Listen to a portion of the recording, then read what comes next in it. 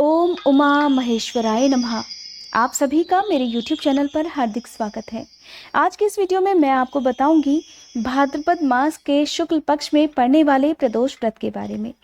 प्रदोष व्रत कब है, कौन सा प्रदोष व्रत रहेगा, तिथि और दिन क्या रहेगा, प्रदोष काल का समय क्या रहने वाला है, त्रयोदशी तिथि कब से कब तक रहेगी और सूर्योदय के साथ साथ सूर्यास्त का समय क्या रहेगा। साथ ही मैं आपको बताऊंगी भगवान शिव की पूजा प्रदोष काल के समय किस तरह से करनी चाहिए, किन मंत्रों का जाप करना चाहिए, किन बातों का ध्यान रखना है, कौन सा विशेष उपाय आप कर सकते हैं और सुनाऊंगी इस दिन सुनी जाने वाली व्रत कथा भी। तो आइए सबसे पहले जान लेते हैं तिथि और शुभ मुहूर्त के बारे में। भाद्रपद मास के शुक्ल पक्ष में पड़ने वाला प्रदोष व्रत है 18 सितंबर दिन शनिवार को। इसी दिन वामन द्वादशी भी है। अगर आप अपनी कुंडली में निवारण के लिए प्रदोष व्रत करना चाहते हैं तो भाद्रपद मास के शुक्ल प्रदोष व्रत से आप व्रत प्रारंभ कर सकते हैं। त्रयोदशी तिथि प्रारंभ हो रही है 18 सितंबर की सुबह 6:55 से और त्रयोदशी तिथि समाप्त होगी 19 सितंबर की सुबह 6 बजे। ऐसे में आप 18 सितंबर की सुबह स्नान करने के साथ ही हाथ में जल, पुष्प और अक्षत लेकर व्रत का संकल्प लेकर शाम के समय प्रदोष काल में भगवान शिव की पूजा करें। 18 सितंबर शनिवार को सूर्योदय का समय रहेगा सुबह 6:17। सूर्यास्त का समय रहेगा शाम 6:23 पर और चंद्रोदय का समय रहेगा शाम 5:04 पर। प्रदोष काल का समय रहेगा शाम 5:38 से लेकर शाम 7:08 तक। किसी भी प्रदोष व्रत में या फिर अगर आप सोमवार के दिन भगवान शिव की पूजा करते हैं तो आपको प्रदोष काल में ही पूजा करनी चाहिए। प्रदोष काल समय होता है सूर्यास्त से 45 मिनट पहले और 45 मिनट बाद का समय।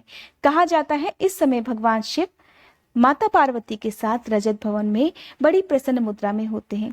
ऐसे में अपने भक्तों की हर मनोकामना वो बड़ी जल्दी पूरी कर देते हैं। आइए अब सुनते हैं शनि प्रदोष व्रत की कथा। पौराणिक कथा के अनुसार प्राचीन समय की बात है, एक नगर में एक सेठ धन दौलत और वैभव से संपन्न थे। वो बहुत दयालु थे। उनके यहाँ से कभी भी कोई खाली हाथ नहीं लौटता था। वो सभी को जी भरकर दान दक्षिणा देते थे। इस प्रकार भगवान का दिया उनके पास सब कुछ था। उनके घर में रुपए पैसे की कोई भी कमी नहीं थी।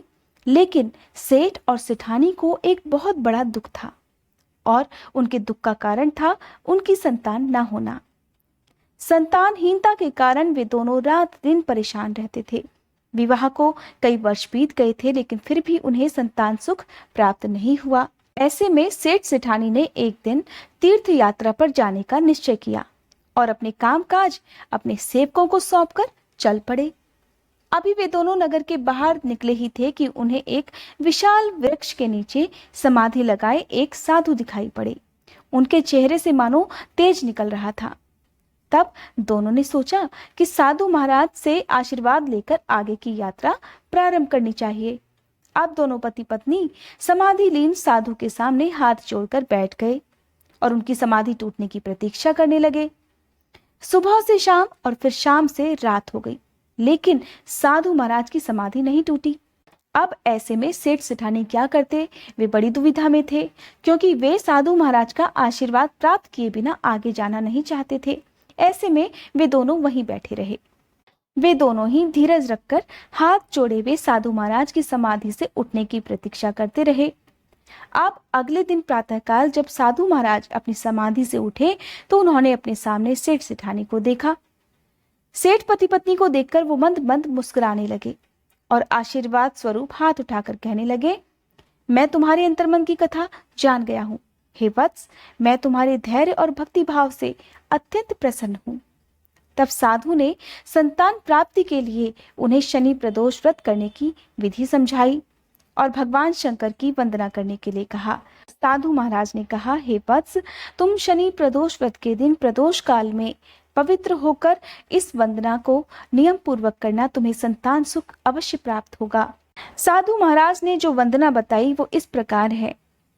हे रुद्रदेव शिव नमस्कार, शिव शंकर जगत गुरु नमस्कार, हे नीलकंठ सुर नमस्कार, शशि मौली चंद्र सुख नमस्कार, हे उमाकांत सुधी नमस्कार, उग्रत्व रूप मन नमस्कार, ईशान ईश प्रभु नमस्कार, विश्वेश्वर प्रभु शिव नमस्कार।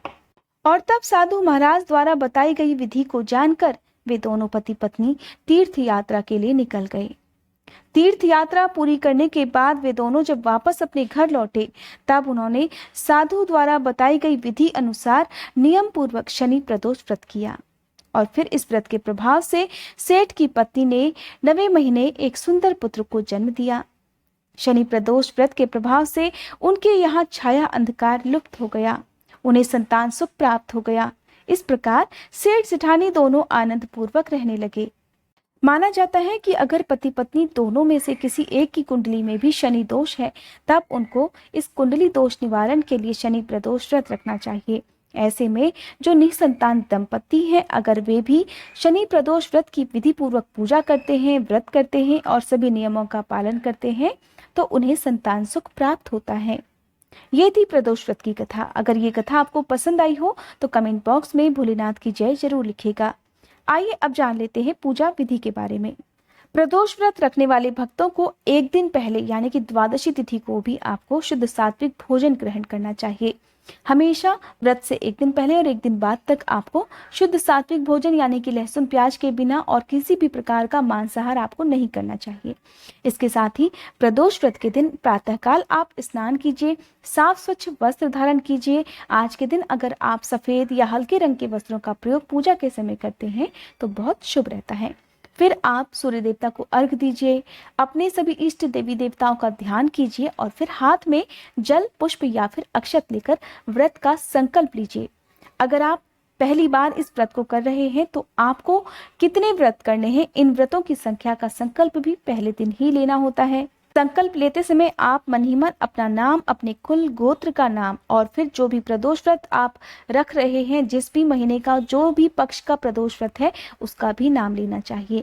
इस प्रकार संकल्प लेने के साथ ही आप भगवान शिव की पूजा और पूरे शिव परिवार की पूजा सुबह के समय करें। संभव हो तो घर पर कर सकते हैं। आपके पास भगवान शिव की अगर मूर्ति है या तस्वीर है तो आप उनकी भी पूजा कर सकते हैं या फिर आप शिव मंदिर में जाकर पूजा कर सकते हैं। शिवलिंग पर एक लोटा जल अगर आप श्रद्धा के साथ चढ़ा देते हैं तो कहते हैं भगवान शिव उसे बड़ी खुशी से स्वीकार कर लेते हैं। आज के दिन भगवान शिव को चंदन का तिलक लगाएं, भगवान गणेश और माँ पार्वती की पूजा करें। नंदी बैल की पूजा आप जरूर करें क्योंकि नंदी बैल को भगवान शिव का कोतवाल माना जाता है। ऐसे में आपकी जो भी मनोकामना है आप उसे प्रदोष काल के समय नंदी बैल के कान में भी जरूर कहें।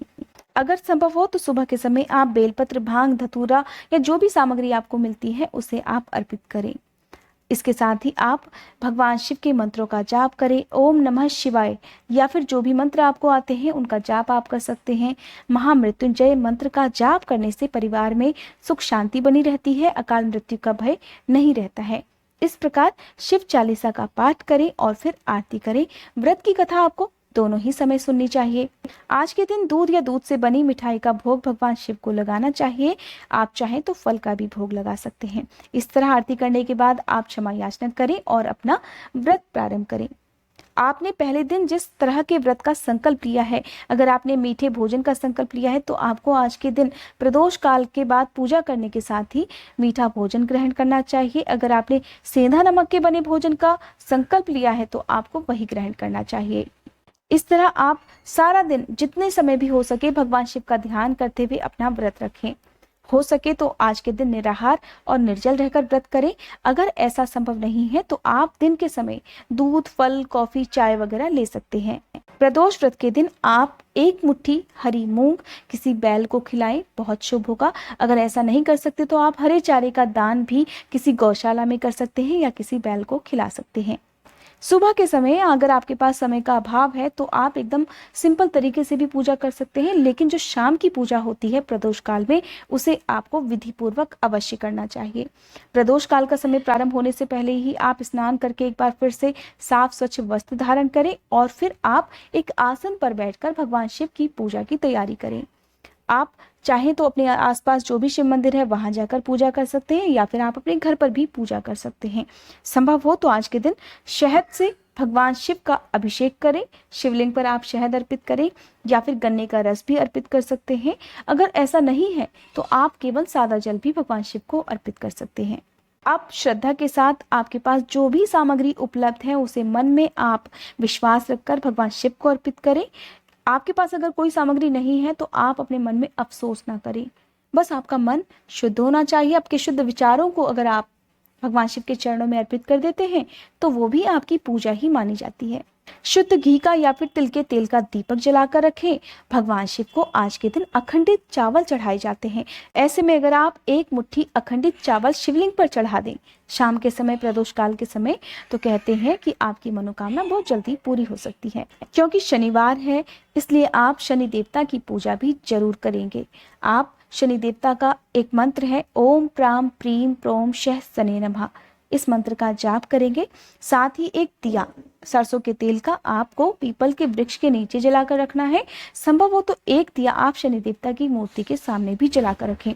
आपको ध्यान रखना है कभी भी शनिदेव के ठीक सामने होकर ना तो उन्हें कोई पूजन सामग्री अर्पित करनी चाहिए और ना ही उनके ठीक सामने खड़े होना चाहिए। कभी भी शनि देवता की आंखों में आंखें भी नहीं डालनी चाहिए। आप शनि देवता की मूर्ति को सीधे ना देखें, उनके चरणों में देखें हमेशा। इस बात का आपको ध्यान रखना है। शनि प्रदोष व्रत के दिन प्रदोष काल में आप शिव पंचाक्षर स्तोत्र का पाठ जरूर करें। शिव पंचाक्षर स्तोत्र है नागेंद्र हाराय त्रिलोचनाय भस्मांग रागाय महेश्वराय नित्याय शुद्धाय दिगंबराय तस्मै नकाराय नमः शिवाय। और फिर आप प्रदोष व्रत के दिन अखंडित चावल की बनी खीर का भोग भगवान शिव और पूरे शिव परिवार को जरूर लगाएं। इसके साथ ही इस खीर को प्रसाद स्वरूप अपने घर के सभी परिजनों में बांटें। प्रदोष काल की पूजा करने के बाद आप शाम के समय भोजन ग्रहण कर सकते हैं।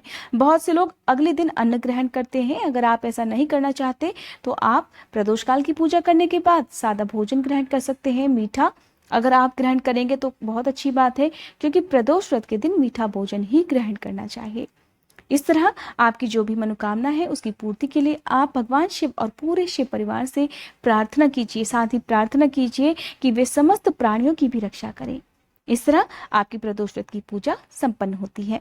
उम्मीद करती हूँ ये वीडियो आपको पसंद आई होगी। आपको मेरे चैनल पर हर प्रदोष व्रत की सही विधि जानकारी समय से मिलती रहेगी। इसके लिए आपने अगर मेरा चैनल सब्सक्राइब नहीं किया है तो चैनल सब्सक्राइब करने के साथ साथ बेल आइकन प्रेस करना मत भूलिएगा, ताकि मेरे चैनल की हर नोटिफिकेशन आपको समय से पहले मिल सके।